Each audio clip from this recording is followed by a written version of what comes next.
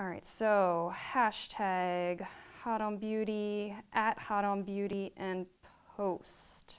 Sam. Yeah. Sam. What? We're rolling. Oh, hey guys, it's me, Bottle Blonde 76, Sam Daly, and I'm gonna bring you 5-minute fierce hairstyles for hotonbeauty.com.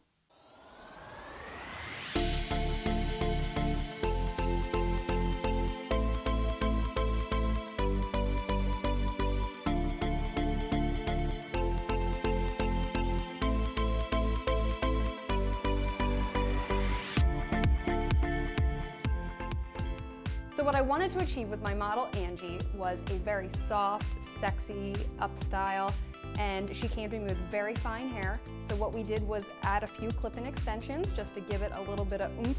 We did some Orbe dry texture at her root to give me a little bit of grip. And we also used a 1.5-inch curling iron just on her ends to give a little bit of bend. So let's get started. We've only got 5 minutes.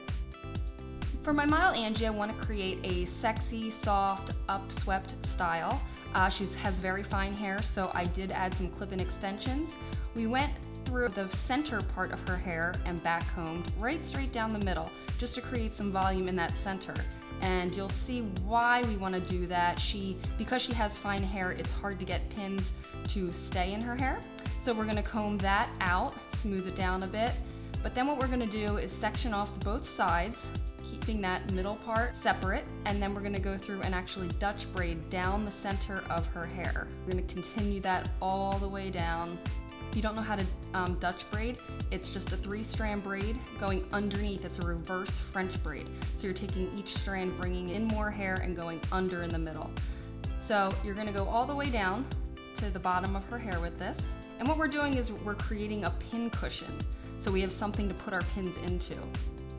We're going to finish that off, tie it with an elastic. So that's nice and secure. We're going to release the sides of her hair. We're going to actually go back in through the front with a Denman, and I'm going to create some height on the top and a really nice, just sexy swept look.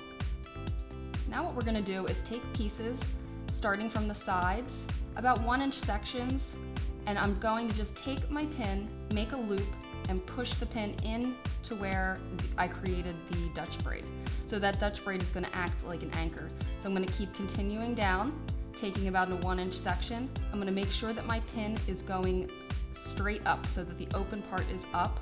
And then I'm going to twist the hair, and I'm going to anchor it into that Dutch braid. I'm going to repeat it on the same side. You want to keep symmetry, so I kind of like to go back and forth one side to the other. And one pin should be fine for this. That Dutch braid really acts as a great anchor for this. So one important hint that you want to remember is that when you're using your bobby pin and you're taking it out, the further you take it out, the more volume you're going to create, and the closer you keep it to the head, the tighter it's going to stay.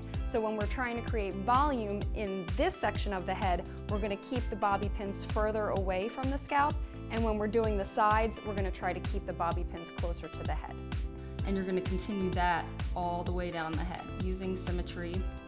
Don't worry about the loose pieces yet. We're going to go back at the end and kind of finish it off. So we're just going to keep going down using that anchor back and forth, pin straight up. The further out that you put your pin, the bigger the volume of the curl will be. So we're continuing down, pick up that hair over top, put it underneath, roll it, and use your anchor. And this is it's very secure. This is great for people with long hair, because if you've ever tried to do an updo on people with fine hair, it's really hard to find a place to get those pins to stay. So we're really quickly going back and forth, taking one side, 1-inch sections, putting it into that pin cushion.